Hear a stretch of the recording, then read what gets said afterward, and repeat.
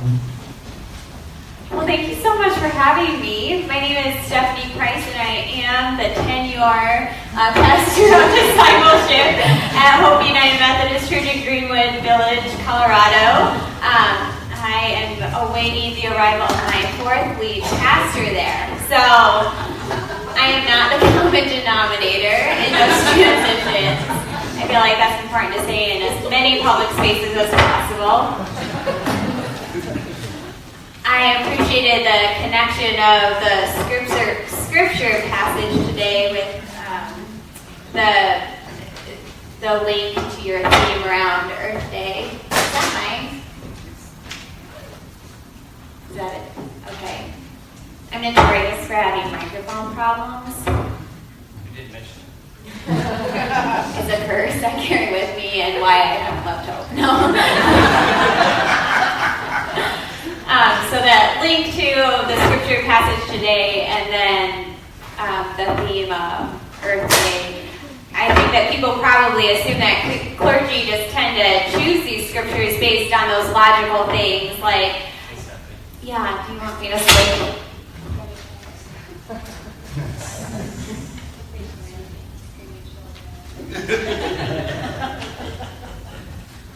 Okay.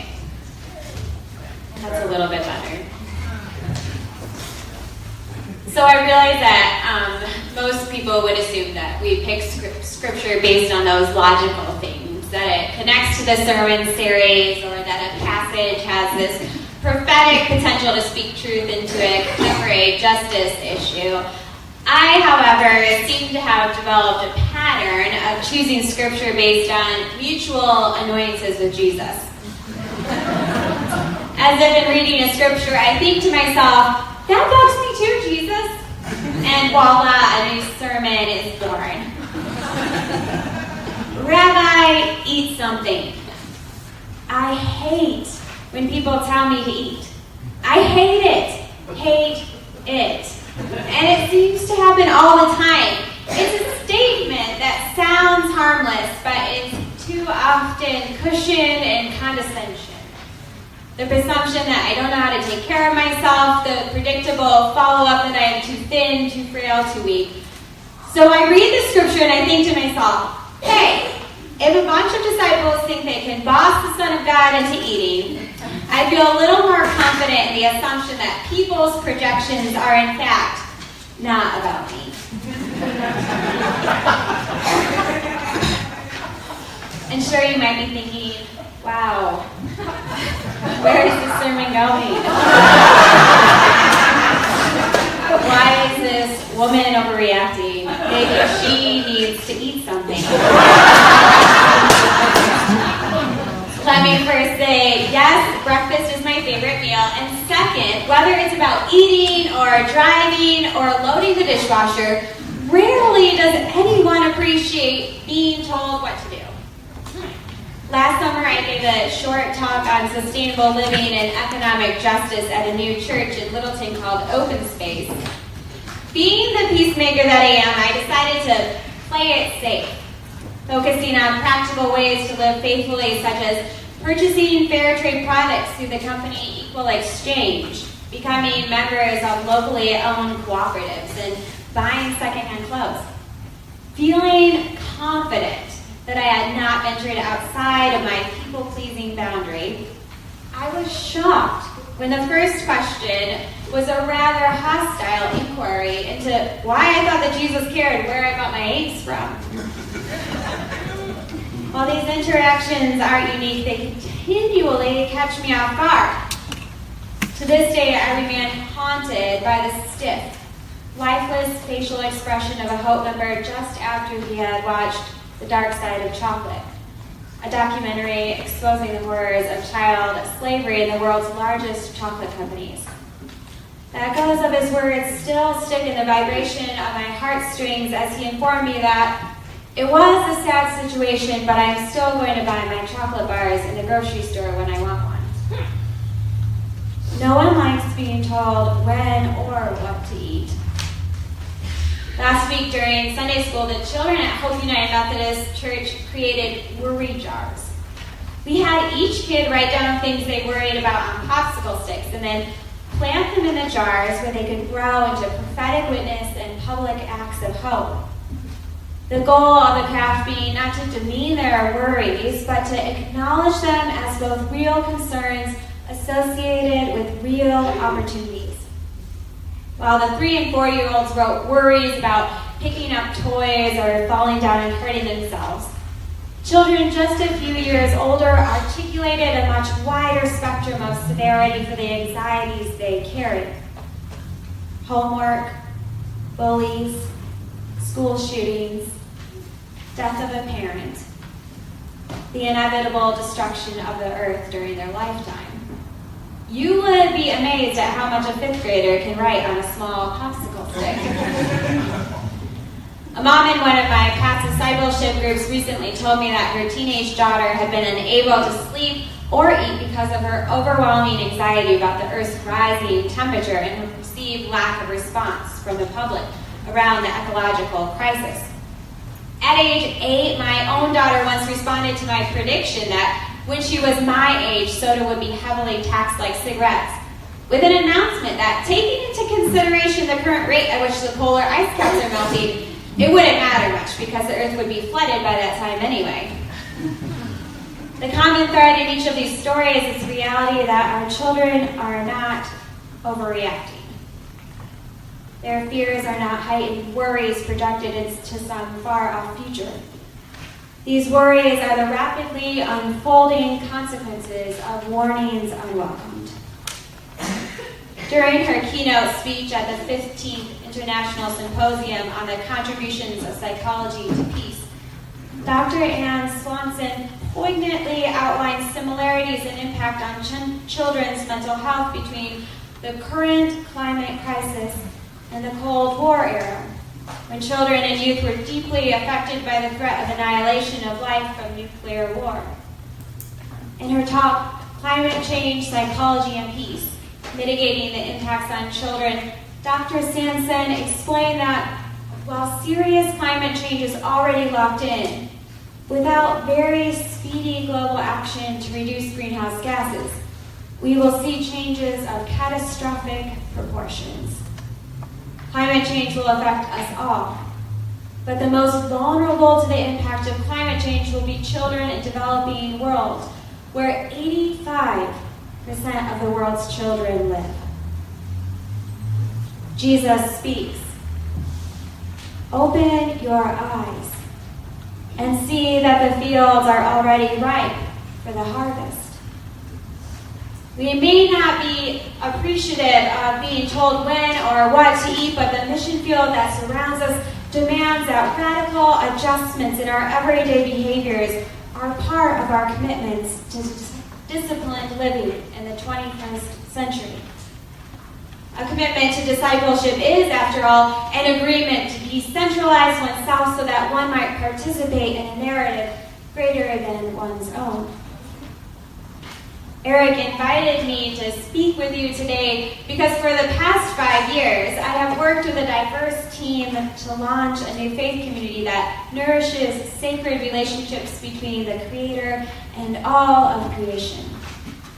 This has made me the unintentional and accidental Lorax of the Rocky Mountain Conference of the United Methodist Church.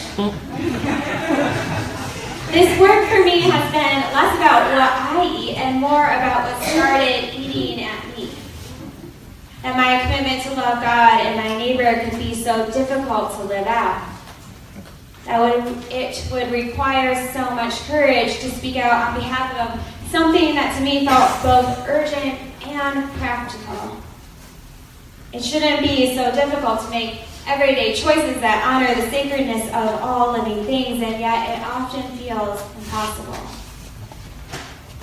When we gathered together at Hope United Methodist Church with this diverse group of people both from inside Hope and outside of Hope, I sat at a round table eating lunch with a vegan, a vegetarian, and the pastor that I work with who had brought Wendy's.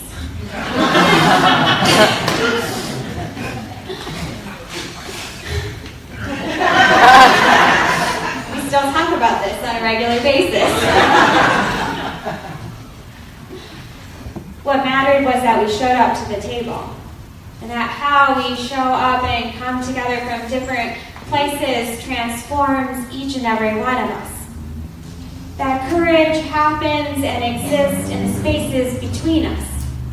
That courage is not only in our hearts, but it happens when it is witnessed, when it becomes part of the space of difference.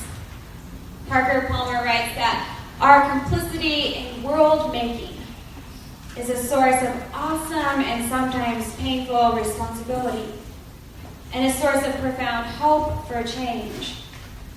It is the ground of our common call to leadership, the truth that makes leaders of us all. If I would have predicted 10 years ago that I would be standing before you talking about the environment, talking about a new faith community that organizes itself around food, faith, and farming, I would have rolled my eyes. This was not my call, but a call that was placed upon me. I am no zealot, no extremist. I often forget my bags and have to use plastic when I go to the grocery store, walking out in shame, hoping nobody sees me. I've been caught at Walmart once or twice. I often eat processed foods because I don't have time to cook meals for my husband and for my daughter. I grow tired and I grow discouraged. I feel left out and sometimes I feel alone.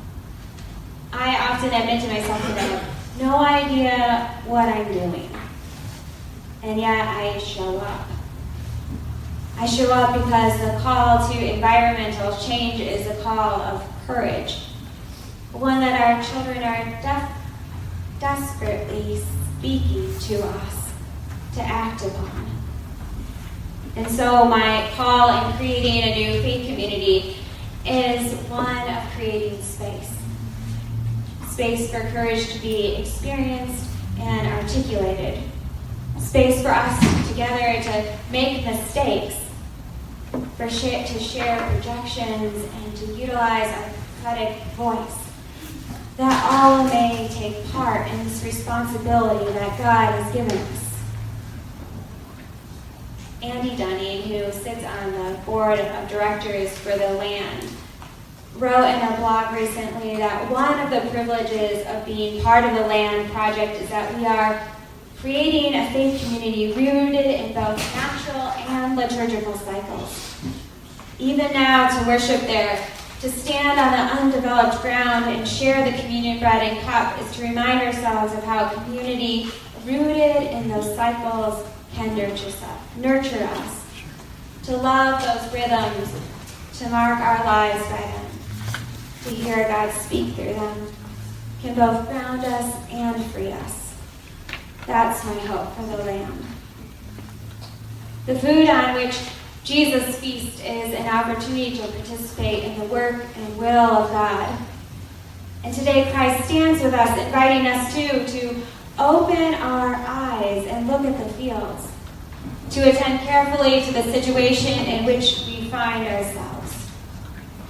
Maybe Jesus isn't picky about which brand of eggs we purchase and fry up.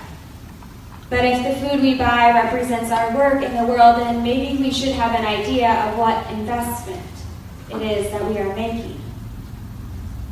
What are the needs which call us to action? What are the stories which break open the hidden doors of our hearts? The worries of our children, the fading cries of creation, the increasing reactivity of the environment.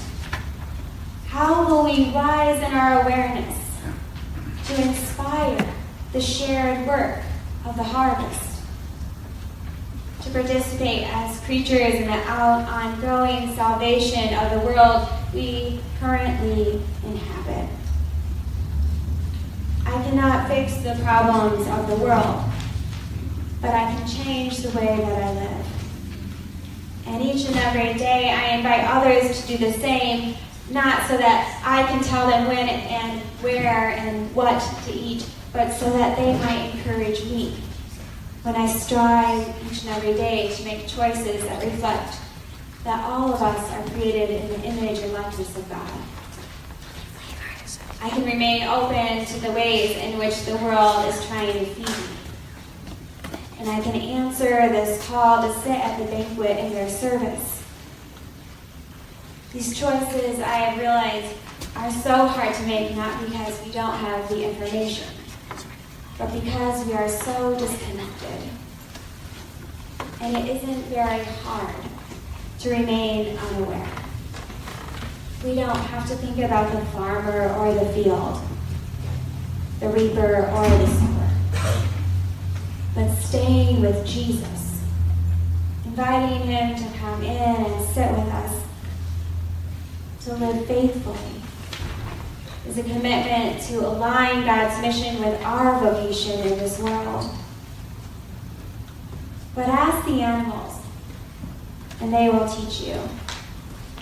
Or the birds in the sky, and they will tell you. Or speak to the earth, and it will teach you. Or let the fish in the sea inform you. Which of all these does not that the hand of the Lord has done this? In his hand is the life of every creature, the breath of all mankind.